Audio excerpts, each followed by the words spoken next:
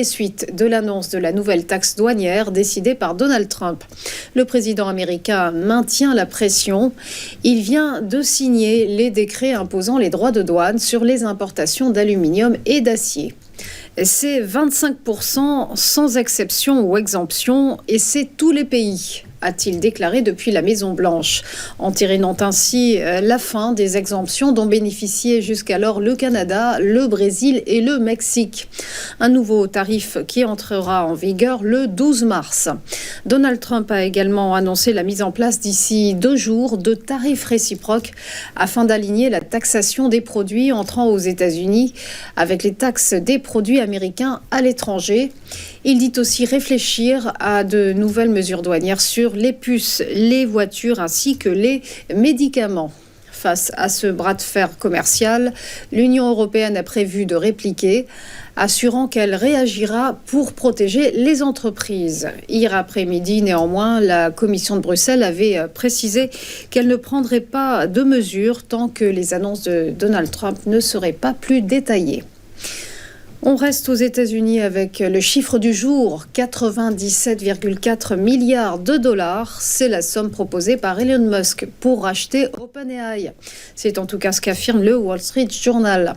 À la tête d'un consortium, le patron de Tesla et SpaceX aurait déposé cette offre hier au conseil d'administration du champion de l'intelligence artificielle.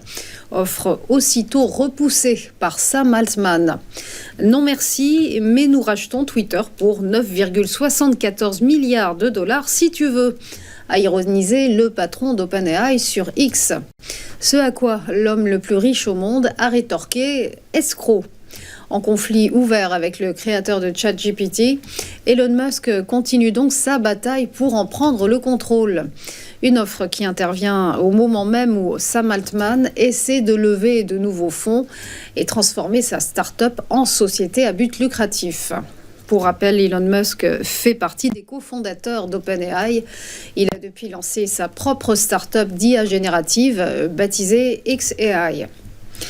Et on termine avec cette nouvelle alliance, Current AI, née à Paris en marge du sommet sur l'intelligence artificielle. Il s'agit d'une initiative regroupant 9 pays avec des patrons de la tech. Objectif, s'assurer que cette nouvelle technologie conserve une dimension d'intérêt général. Portée notamment par la France, l'Allemagne, le Maroc, le Kenya ou encore le Chili, Current AI vise à jouer le rôle d'un garde-fou face aux dérives.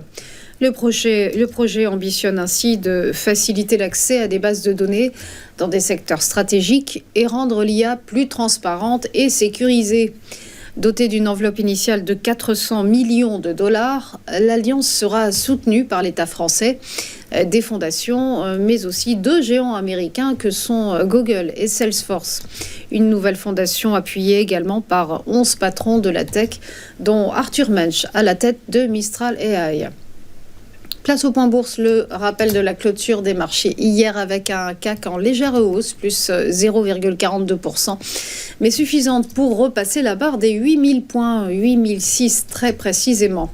À Francfort, un gain un tout petit peu plus modéré pour le DAX, plus 0,57% à 21 911 points. Quant à l'indice britannique, le FTSE, il a battu un nouveau record en clôture, plus 0,77% à 8 767 points, alors que l'IBEX de Madrid a grappillé plus 0,16% et le MIB de Milan a avancé de plus 0,5%. À Wall Street, des indices dans le vert également. Le Dow Jones est monté de 0,38% à 44 470 points. Le S&P 500 s'est apprécié de 0,67% à 6 066 points. Et le Nasdaq Composite s'est étoffé de 0,98%. Enfin, pas de Nikkei ce matin pour cause de journée fériée.